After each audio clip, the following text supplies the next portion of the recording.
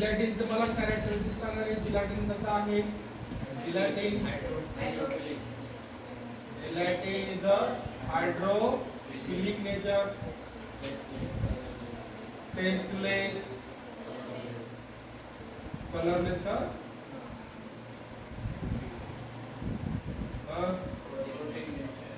Protein nature नंतर obtained from collagen.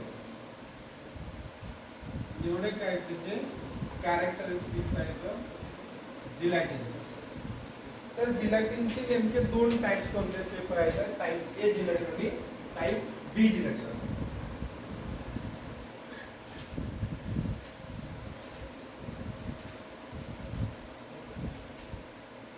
Types of gelatin. Types of gelatin दोन प्रकारचे type असतात. एक असतो ऍसिड ट्रीटेड आणि दुसरा असतो बेस ट्रीटेड. ऍसिड ट्रीटेड आणि बेस ट्रीटेड. जे ऍसिड ट्रीटेड असते त्याला आपण काय म्हणतो?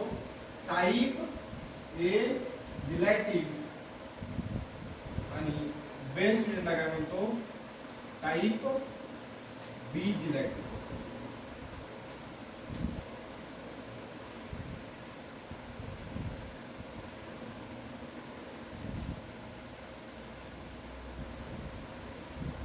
अजून याला काय म्हणतो आपण? फार्माजेन ए. ऍसिडला फार्माजेन ए और बेस ट्रीटेडला फार्माजेन बी. फार्माजेन ए अँड फार्माजेन बी. तर मला सांगायचं ऍसिड ट्रीटेडचे एक्झाम्पल कोणते कोणते असतील आणि बेस ट्रीटेडचे एक्झाम्पल कोणते कोणते असतील. आपण कालच एक्सट्रॅक्ट केलेला आहे जिलॅटिन फ्रॉम कोलॅजन. तर कोणत्या कोणत्यापासून भेटलेला असेल?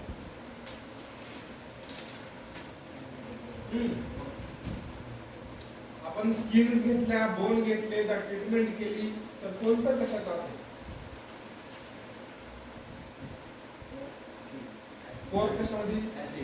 ऍसिड ट्रीटमेंट मध्ये काय? Pork skin. बेस ट्रीटमेंट मध्ये काफ, नंतर बोन, नंतर ॲनिमल टिश्यू. हे कसं सांगतो? तुम्ही पहिला सुरू काय घेतला? बोन घेतला. बोनला ऍसिड ट्रीटमेंट घेतली. ऍसिड नंतर काय केलं? बेस ट्रीटमेंट दिली. म्हणजे सर्वात शेवटी न्यूट्रलायझेशन केल्यानंतर त्या सबस्टन्स मध्ये कोणाचं नेचर असेल? बेसिक नेचर असेल बोन मध्ये. म्हणूनच आपण कशामध्ये म्हणतो? फार्माजेन मध्ये कोणता आहे? बोन. म्हणजे बेस ट्रीटेड कोणता आहे? बोन आहे. नंतर काफ डायरेक्टली आहे. डायरेक्टली आपण बेसिक नेचर ट्रीटमेंट करतो. आणि सेम कशाचं? ॲनिमल टिश्यूचं करतो. म्हणजे फार्माजेन मध्ये बी मध्ये कोणते होतात? काफ, बोन आणि ॲनिमल टिश्यू. हे झाले पूर्ण टाइप्स ऑफ जिलॅटिनचे. काय अडचण आहे यामध्ये? नाही ना?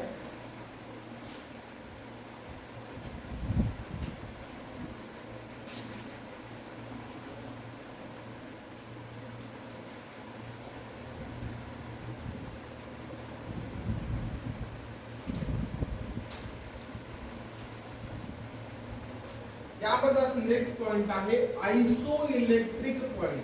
आयसो इलेक्ट्रिक पॉइंट.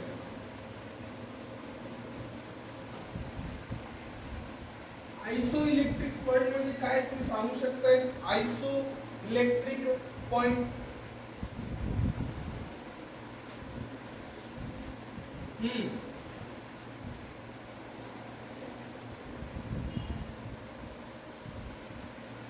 सांगा रे.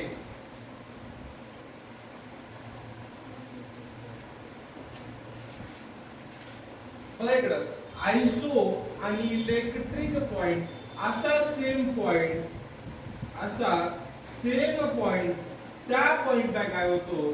Electric point positive and negative concentration काय होतं? सेम होतं. त्या पॉइंटला काय म्हणतो आपण?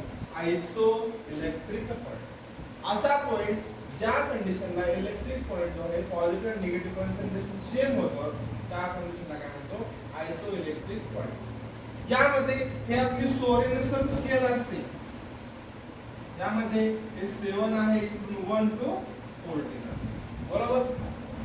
इकडे काय होतंय ऍसिडिक डिक्रीज होतोय आणि इकडं बेस काय होतो इन्क्रीज बरोबर. म्हणजे हे कोणती कंडिशन आहे न्यूट्रल. न्यूट्रल तर acid treated और फार्माजेल ए याचा आयसोलेटिक पॉइंट किती आहे हे म्हणजे ऍसिड ट्रीटमेंट मध्ये ऍसिडिक ट्रीटमेंट. तर असा कोणता पॉइंट ज्या ठिकाणी बेसिक कन्संट्रेशन आणि ऍसिडिक कन्संट्रेशन सेम होईल त्यामध्ये कंटिन्युअसली आपण बेस ऍड करत जातो. कंटिन्युअसली आपण बेस ऍड करत जातोय. असा एखादा पॉइंट त्या ठिकाणी आपला कन्संट्रेशन 9 pH 9 ला आपला बेसिक कन्संट्रेशन आणि ऍसिडिक कन्संट्रेशन सेम होतो. आयसोलेटिक पॉइंट येतो फार्माजेल ए और ऍसिडिक ट्रीटेड पॉइंट असे ट्रीटमेंट ओके. असा कोणता पॉइंट त्या ठिकाणी ऍसिडिक आणि बेसिक कन्संट्रेशन होतंय. तर ऍसिडिक ट्रीटमेंट मध्ये जे काही तुमचा आयसोलेटिक पॉइंट असेल ते ऍट pH ऑफ 9 ला त्याचं isoelectric point A addition of base केल्यानंतर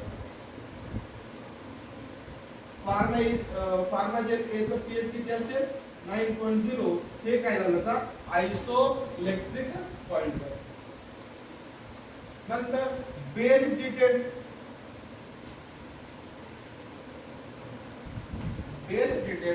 त्याचा बेस ट्रीटमेंट केल्यानंतर ऍसिडिक कन्संट्रेशन मध्ये याचा पॉइंट किती येतो 4.7 pH ला इकडून इकडे जातो 4.7.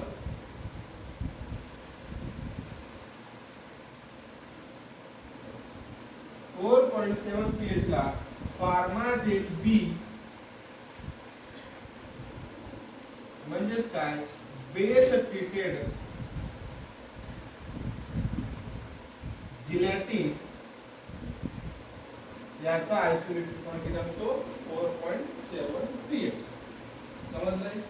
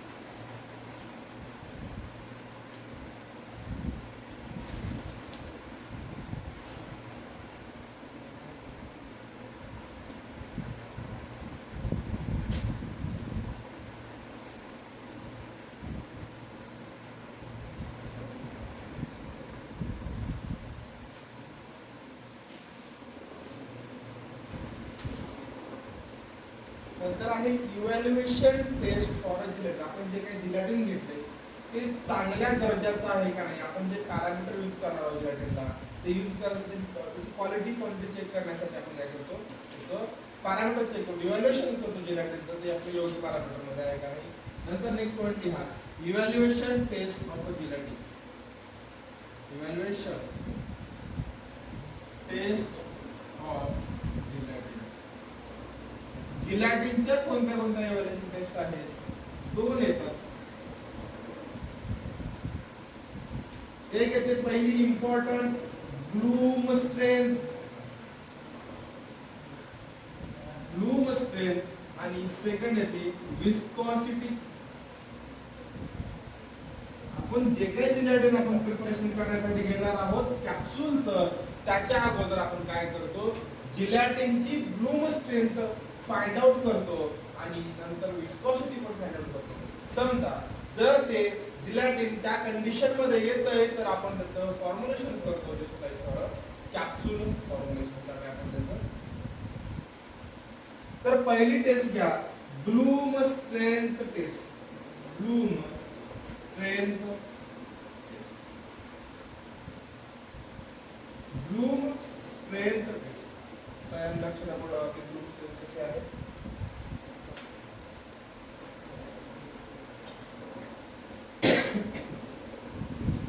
also known as cohesive strength test. cohesive strength. cohesive चा मीनिंग माहित आहे का रे? cohesive strength test म्हणजे cohesive, cohesive, adhesive, cohesive माहिती आहे तुला? cohesive म्हणजे कितीची स्ट्रेंथ आहे चेक करायचं, इन पियर्स किती होते, कोहेजिव्हनेस कसा आहे हे चेक करायचं असतं. यामध्ये हे ब्लूम स्ट्रेंथ टेस्ट आहे, हे आपण कशाचं करतो, जिलेटिनचं करतो. तर पहिला सुरू काय घेतलं जातं, जिलेटिनचं कन्सन्ट्रेशन घेतलं जातं. जिलेटिन किती अमाऊंट मध्ये घ्यायचं, जिलेटिन कन्सन्ट्रेशन. पहिला सुरू आपण जिलेटिन घेतो, किती कन्सन्ट्रेशनचा, 6.67% और वेट बाय वॉल्यूम आहे 6.66% कन्सन्ट्रेशन, वेट बाय वॉल्यूम. एवढ्या अमाऊंट ऑफ आपण कन्सन्ट्रेशन घेतो ब्लूम आपलं जिलेटिनचं. मग याला काय केलं जातं, याला एक बीकर घेतलं जातं आणि ह्या बीकर मध्ये त्याला आपण ट्रीट केलं जातं. यामध्ये आपण पूर्ण काय टाकतो, जिलेटिन टाकतो, जे काय आपण घेतलेलं आहे जिलेटिन ते टाकलं जातं. किती कन्सन्ट्रेशन आहे, 6.66% वेट बाय वॉल्यूम. आणि हे जे जिलेटिन आहे हे इमिसिबल लिक्विड मध्ये टाकलं जातं, मिसिबल नाही, इमिसिबल लिक्विड मध्ये याला टाकलं जातं. आणि याला 17 आवर्स साठी 10 डिग्री सेल्सिअस पर्यंत आपण काय करतो, ट्रीट करतो. 17 आवर्स आणि 10 डिग्री ट्रीटमेंट करतो. पण ट्रीटमेंट केल्यानंतर जे काय आपलं जिलेटिन आहे ते सॉफ्ट होतं, बरोबर. त्याचं टेम्परेचर किती आहे, मेल्टिंग पॉइंट त्याचा 50 to 60 डिग्री सेल्सिअस. आपण काय दिलं होतं, 60 डिग्री सेल्सिअस दिलं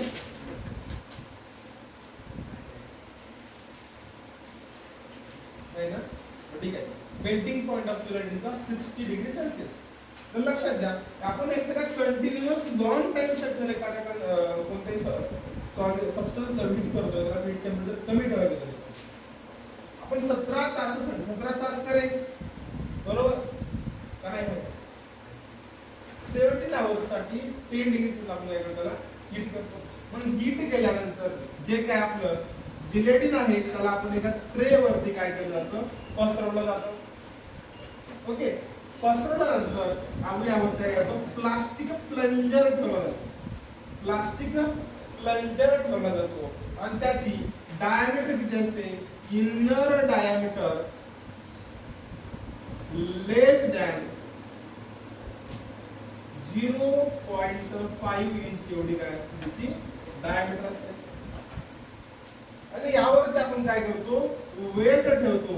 वेट ठेवल्यानंतर जे काय आपलं प्लास्टिक प्लंजर आहे तो जिलेटिन मध्ये पियर्स झालं पाहिजे. पण किती पिअर्स झालं पाहिजे? अबाउट 4 mm पर्यंत काय झालं पाहिजे? पिअर्स झालं पाहिजे, म्हणजे मध्ये गेलं पाहिजे. गेले तर काय म्हणायचं? ते चांगला टेस्ट पास. नाही गेले तर यासाठी काय करायचं? पहिल्या सुरू आपण काय करतो? 50 ग्रामचं वेट ठेवलं जातं प्लास्टिक प्लंजर वरती. पिअर्स होतोय नो तर टेस्ट फेल. पिअर्स होतोय नो तर टेस्ट फेल. नंतर आपण ऍडिशन केलं जातं 50 ग्राम. यावरती अजून 50 ग्राम ठेवतो, बरोबर? प्रत्येक वेळेस 50 करायचं. नंतर आपण अजून 50 ग्राम ठेवतो. 50 + 50 झालं 100 झालं. वेट ठेवलं. पिअर्स होतोय नो हे जरी ठेवलं 5 जरी झालं, पिअर्स जरी झालं 5 जरी झालं, म्हणजे पिअर्स जरी झालं तरी पण टेस्ट फेल. पुढे सांगतो काय जरी करा. जरी या टेम्परेचर या जर वेटला जरी पिअर्स झालं तरी पण फेल. नंतर आपण अजून 50 वेट ठेवतो, नाही झालं पिअर्स तर 50 वेट ठेवलं किती झालं? 150 ml. पिअर्स झालं नाही नो फेल. मग अजून 50 वेट ठेवलं, आता किती टोटल? 200 ग्राम झाले एकावर. पिअर्स झालं नो टेस्ट फेल. अजून 50 ग्रामचं काय करतं? ऍडिशन केलं. ह्या ठिकाणी जर पिअर्स होतोय टेस्ट पास होते, नाही झालं टेस्ट फेल होते. त्याच्या पुढे जरी वेट ठेवलं पिअर्स झालं तरी पण टेस्ट फेल. या ठिकाणी पहिल्या 200 ग्राम वेट पर्यंत जर पिअर्स आपण वेट ठेवलं, पिअर्स झालं 4 mm पर्यंत टेस्ट फेल होते. आणि 150 ला जर आपलं जे काय पिअर्स झाले आहे, पिअर्स झाले मध्ये डिप केले 4 mm तर टेस्ट पास होते. नाही झालं तर ऍडिशन करायची अजून 50 ग्रामची. नाही झालं ऍडिशन करायची 50 ग्रामची तर टेस्ट पास होते. म्हणजे यावर काय सांगणार आपण? ब्लूम स्ट्रेंथ किती आहे त्याची? तर 150 ग्राम ते 250 ग्राम या केसेस मध्ये जर तो डीप करतोय, म्हणजे पिअर्स करतोय, तर तो आपण काय म्हणतो? चांगल्या दर्जाचं जिलेटिन असतो. जरी 150 ग्रामच्या खाली जरी पिअर्स झालं तर आपण टेस्ट काय म्हणतो? फेल करतो. आणि 250च्या वरी जर पिअर्स झालं तरी पण काय म्हणतो? आपण टेस्ट जर नाही झालं. समजते? म्हणजे त्याची ऑप्टिमम ब्लूम स्ट्रेंथ किती आहे? Optimum Bloom strength, optimum Bloom strength किती आहे? 150 ते 250 ग्राम. एवढ्या त्याच्यामध्ये काय ब्लूम स्ट्रेंथ डायरेक्ट क्वेश्चन असतो. What is the Bloom strength of, what is optimum Bloom strength of gelatin? तर किती? 150 ते 250. एवढं सांगायचं कारण एकच की डायरेक्टली 150 ते 250 ग्राम याची काय असते? Bloom strength. बरोबर?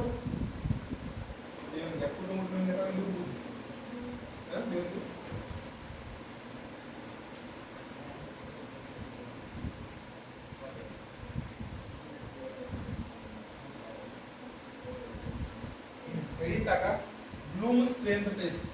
एडिट टाका ब्लूम स्ट्रेंथ टेस्ट और also known as a cohesive strength test. cohesive strength test. यामध्ये आपण जिलेटिनचे किती कॉन्सन्ट्रेशन घेतो? Gelatin concentration as per IP 6.66% weight by volume. 6.66% weight by volume or 6.67% weight by volume. हे पण आपण कॉन्सन्ट्रेशन करू शकतो. पण कधी कधी काय होतं? हे करण्यासाठी तुम्हाला रेशो फॉर्मॅट मध्ये पण दिलं जातं कॉन्सन्ट्रेशन. समजा एखादं कॉन्सन्ट्रेशन आहे 20/3% वेट बाय व्हॉल्यूम, तर याचं उत्तर काय येतं रे? 3×18 3.66% वेट बाय व्हॉल्यूम.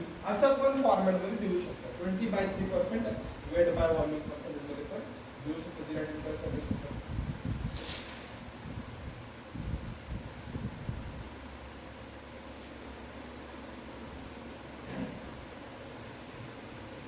नंतर काय केलं तर बीकर मध्ये घेतलं जातं जिलॅटिन.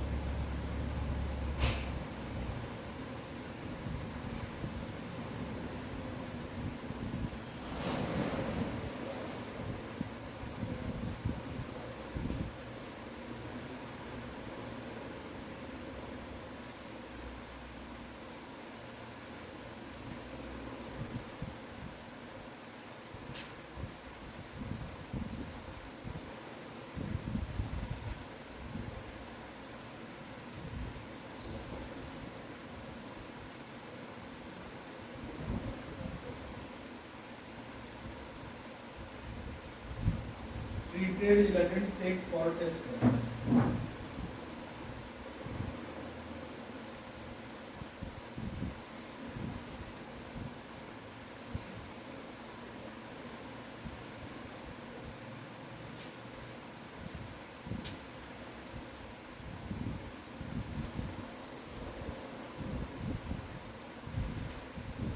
इथपर्यंत आलेली म्हणजे इथं ट्रे मध्ये काय करायचं हे आहे जिलॅटिन आहे.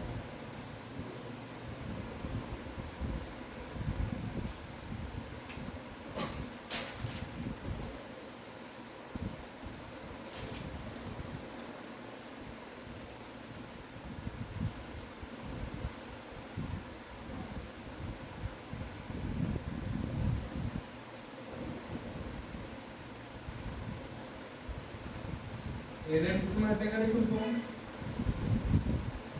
एनएमटी म्हणजे काय रे not more than not more than 0.5 हे प्लास्टिक पंज कसं असते हार्ड असते प्लास्टिकचं असते परंतु हार्ड असते आणि यावरती आपण काय करतो वेट ठेवतो.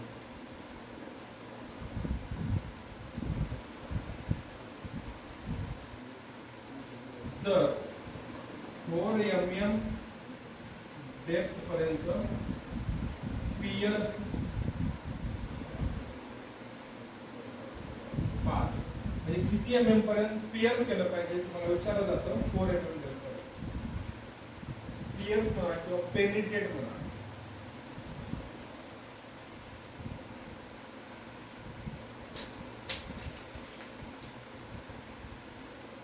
नंतर रिझल्ट कशा प्रकारे येतात.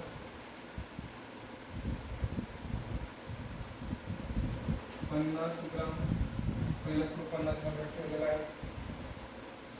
4 mm पर्यंत नाही गेलं. नंतर परत काय केलं 50 ग्रामचं परत व्हॅलिडेशन केलं. 4 mm नॉट